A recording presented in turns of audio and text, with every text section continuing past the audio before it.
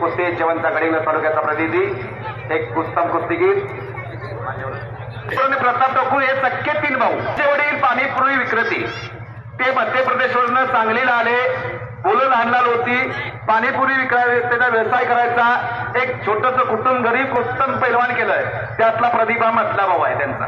हा आखाड्यावरती लढतोय, एक उत्कृष्ट लढवई आहे. परवाच अशी तगडी लढत आखाड्याच्या मध्यभागी सांगली जिल्ह्याच्या मध्य प्रदेशच्या कुटुंबाचं, ठाकूर कुटुंबाचं वास्तव्य आहे. आणि 3 भाऊ सख्खे पैलवान होत आहेत. आज एक पैलवान घरात घडवताना महिन्याला 10 ते 20 हजार रुपये खर्च करावा लागतो.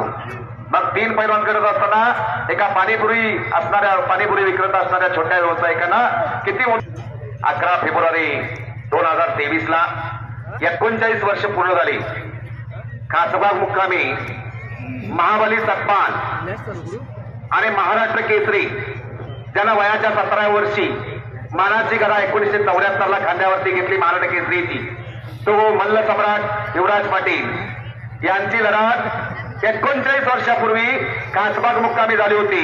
प्रचंड खासबाग मैदान कुस्ती शौकीनाने किल्ली कोल्हापूरकरांच्या मनामध्ये होता.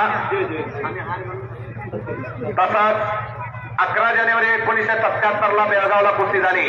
हरिश्चंद्र बिराजदार विरुद्ध सतपाल, महाबली सतपाल. 17व्या मिनिटाला ढुंगणी मारून सतपालला पराभूत केलं बेळगाव मुक्कामी हरिश्चंद्र बिराजदारनी. आणि तमार झाली. सागर शिंदे गडिंग्लज, बाजीराव देवटे पिंपळगाव, शिवाजी सुर्वे पिंपळगाव, संग्राम देसाई गारगोटी, रामदास देसाई सोनगे, विक्रम खोत पन्हाळा तालुका. कशी मैत्री आहे आमची बघा, किती जोडले बघा. या मातीनं ही नाती जोडलेली. आणि सारंग सरांच्या सारखं वरद अस्त्र आमच्या पाठीवरचे आहे, ते छत्र आमच्या पाठीवर विनंती केली.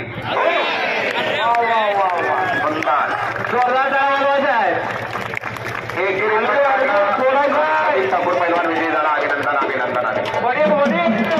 गावाचं नाव होतं एकेरी पाठ.